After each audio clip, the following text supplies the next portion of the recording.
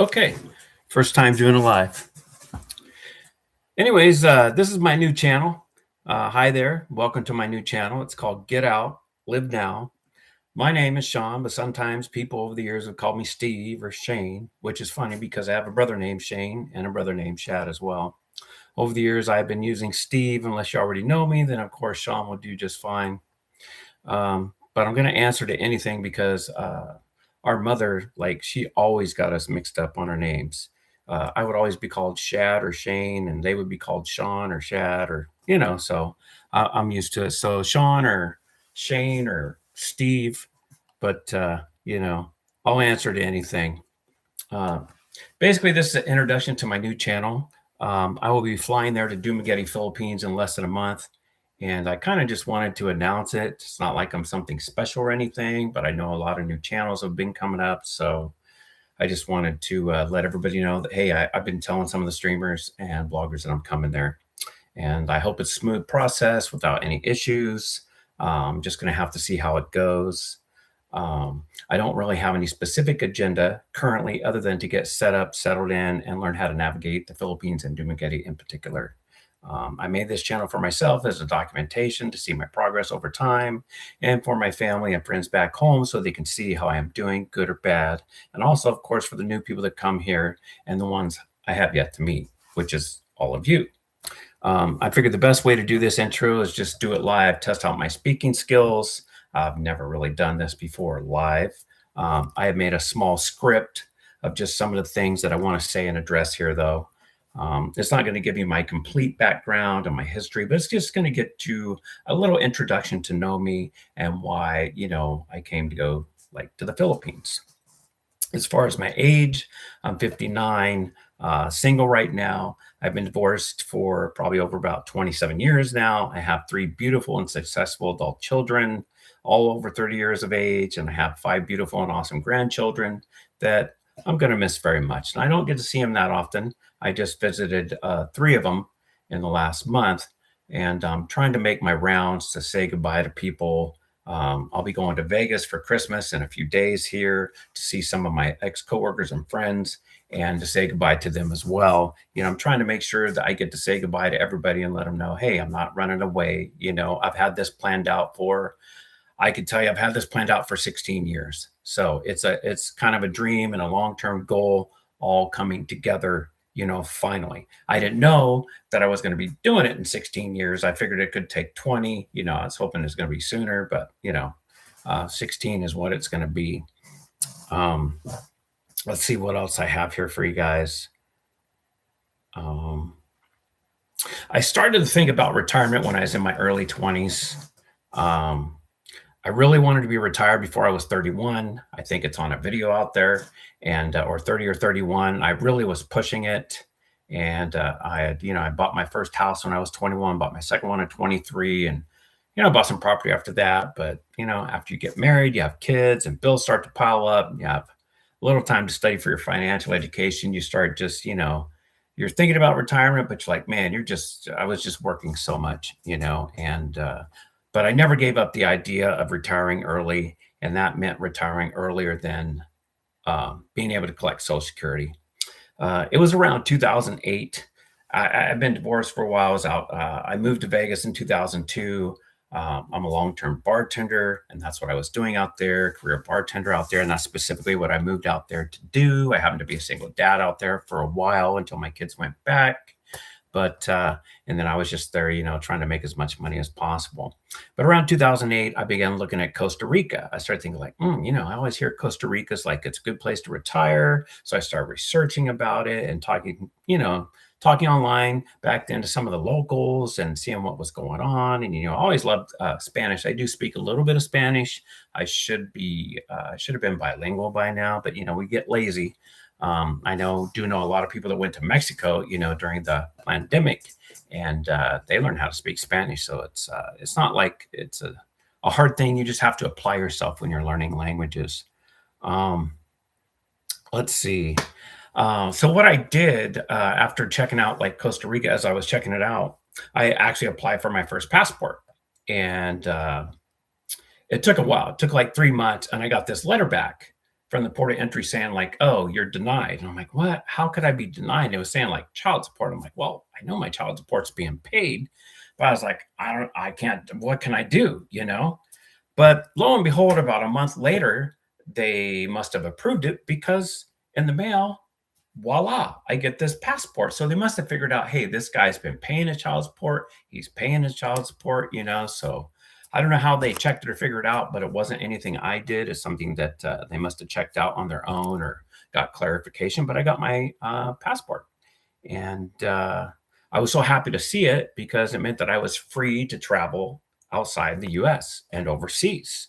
Um, but eventually I gave up on Costa Rica because it just wasn't that interesting to me. I know there's people there that are very successful that have done it. I think I think it was about $50,000. You could do like you get like a long-term visa, like a resident visa, and then I think they upped that to 150,000. Don't quote me, but I was just researching things back then. I was very green to research, and I had never really been overseas before, so I was just trying to research as much as possible.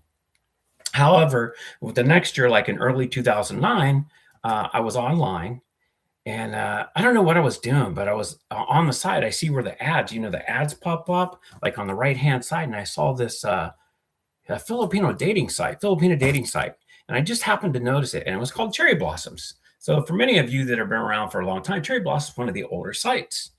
And I don't really know why, but it caught my attention. I had never thought about the Philippines outside of just knowing and working with many Filipinos in Las Vegas. I had a lot of coworkers, a lot of friends, and everybody was always so nice, and we got along great. Something like, Philippines and Filipinas. I'm like, there's some cute Filipinas. I don't even know why I even clicked on it, but I did.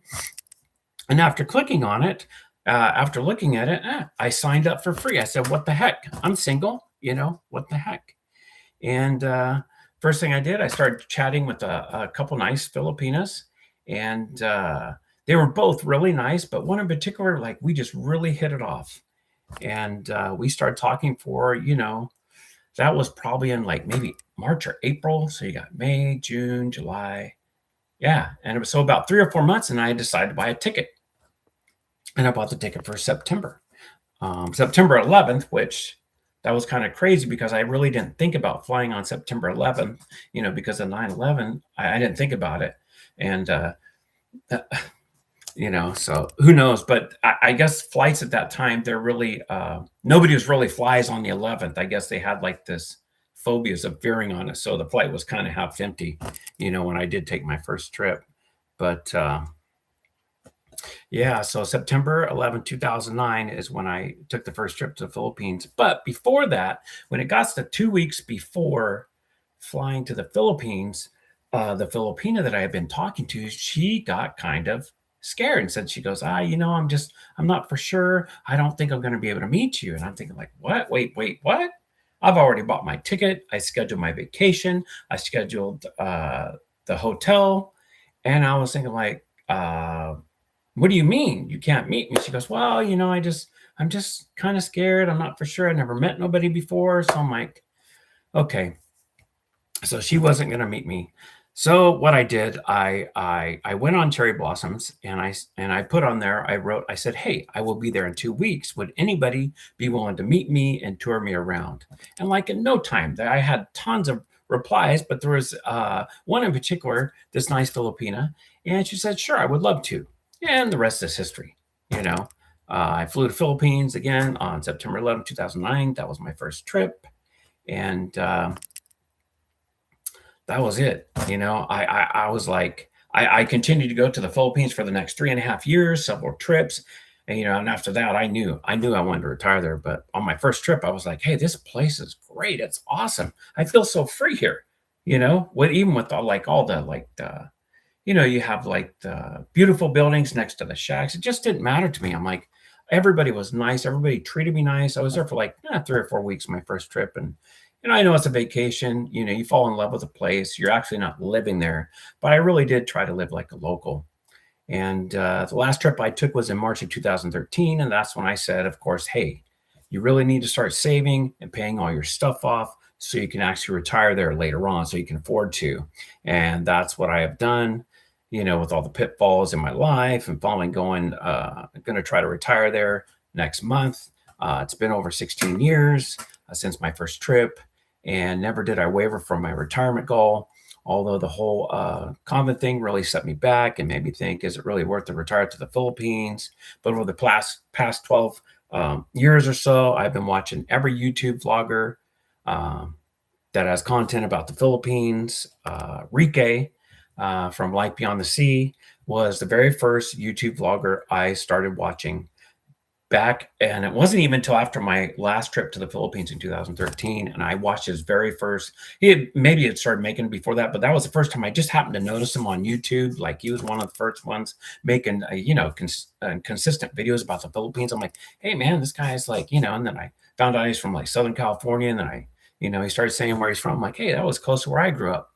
But and after over the years since then, I have watched many other vloggers, so many vloggers, and so many videos about the Philippines, trying to keep up, because I'm like, man, I want to retire this, so I got to keep up, see what's going on, see what's changing, how are the prices, and I wanted to make sure, to just keep up on what's happening. And what better way is there than to watch vloggers that were actually there in person, showing what it was like and what changes were being made as well.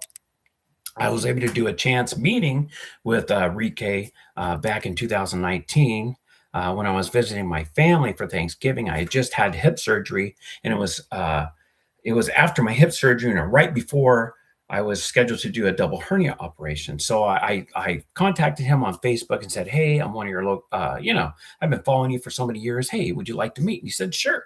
Ricky, being the nice guy he was, he was back visiting his mother at the time and the rest of his family, and I was back visiting my family, in California. So we met up, and I had a very nice. It's about I'd say an hour and a half, maybe 2 hour chat with Ricky.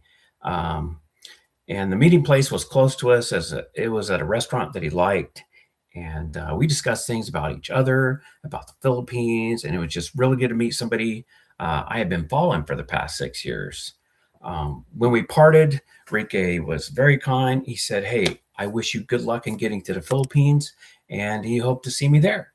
So that was it. I do have contact with some of the YouTube vloggers there now currently, and some of them have started to ask me about doing interviews when I get there. I said, well, when I'm there, I'm not against it. So hopefully if that happens, they can ask me more in-depth questions where people can get to know me better. Um, I can tell you, I pretty much worked my whole life at different jobs and had a few careers until March 15th of 2020, where the last place I worked was in Las Vegas on the Strip at a hotel casino, which closed down like all the other did when the country closed down on March 15th, 2020. It was for, for the whole COVID thing. And I have been both a union and worked non-union bartender for like over 18 years, since 2002 when I moved to Las Vegas. And I said goodbye to all the semi goodbye to all the coworkers and told them I would never be coming back.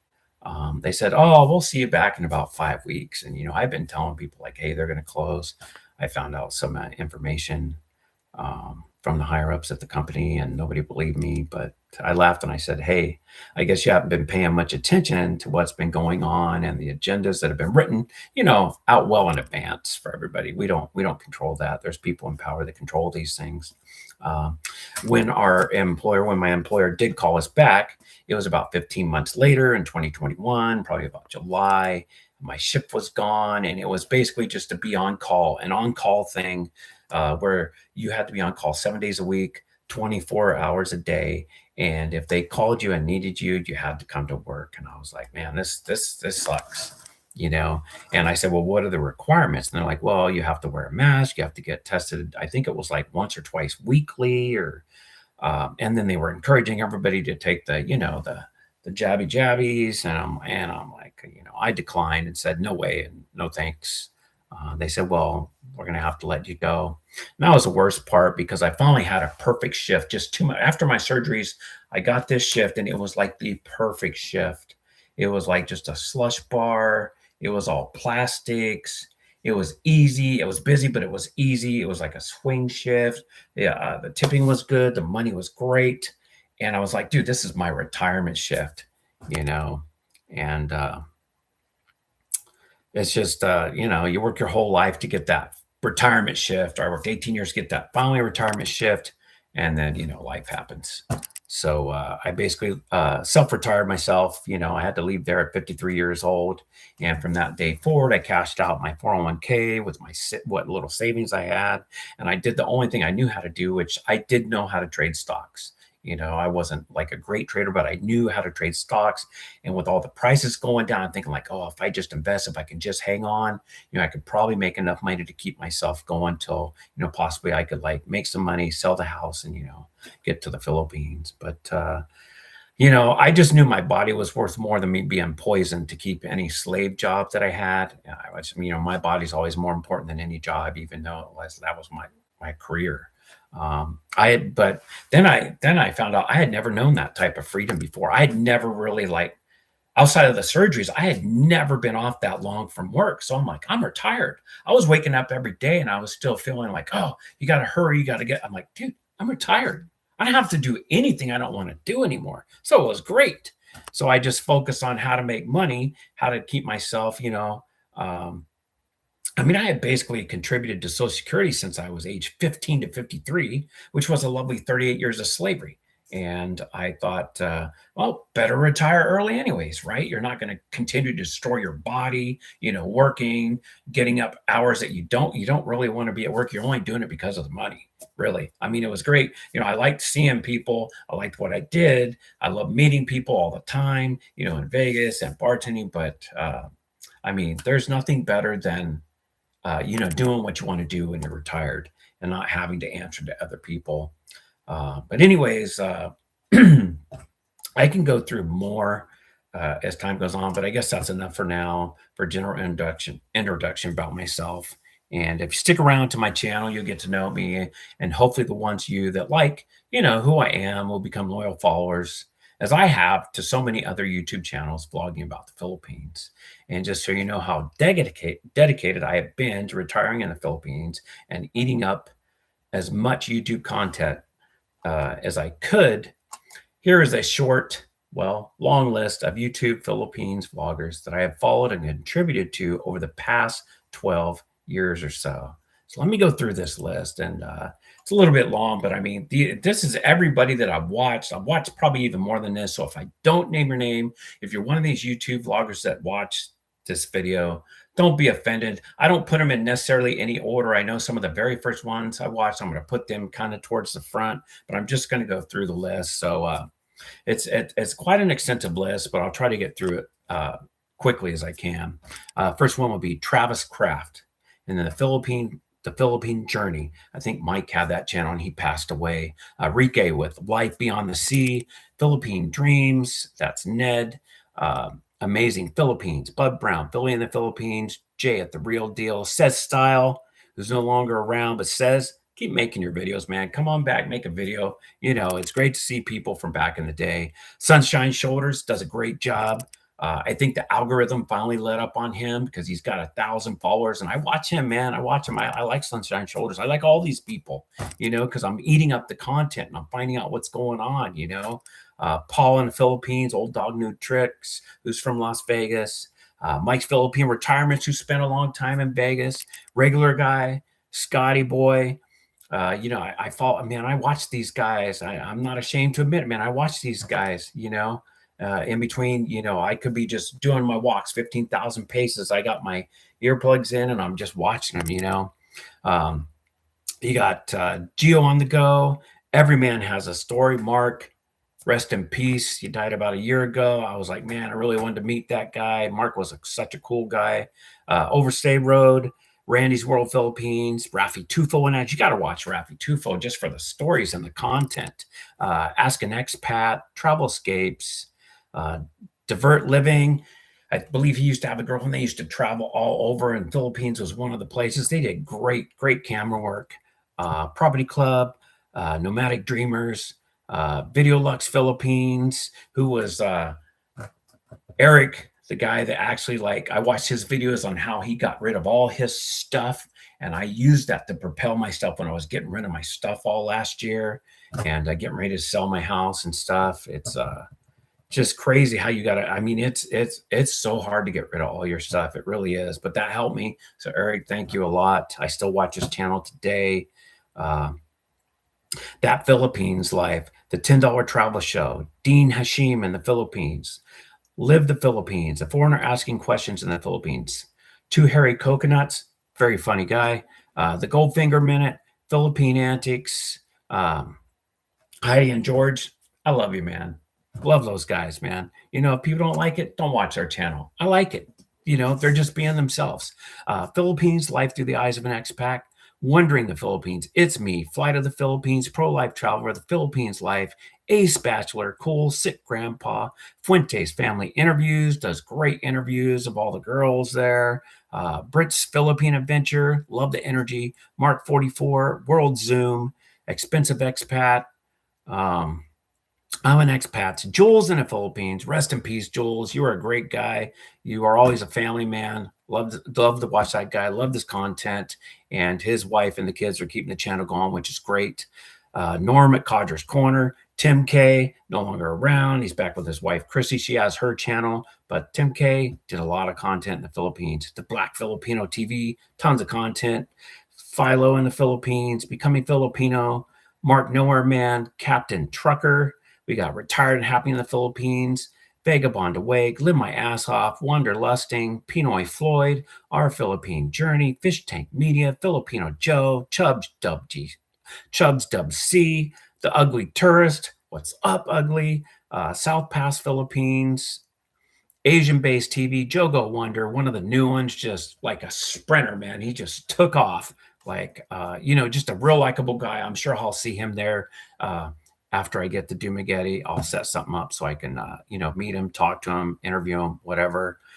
Speaking of Asia, Brent's Trippin', Chad Foster Explorers, A Foreigner in the Philippines, Living Overseas TV, Mike's Philippine Dream, Frank and Fellow of the Philippines, Crumbs in the Philippines, Eastern Dreamer. We got Asian-based TV, the Lee and Blair Song, Honey Bunny Philippines. We got Zach and Danica Vlogs, Jack King often in the Philippines.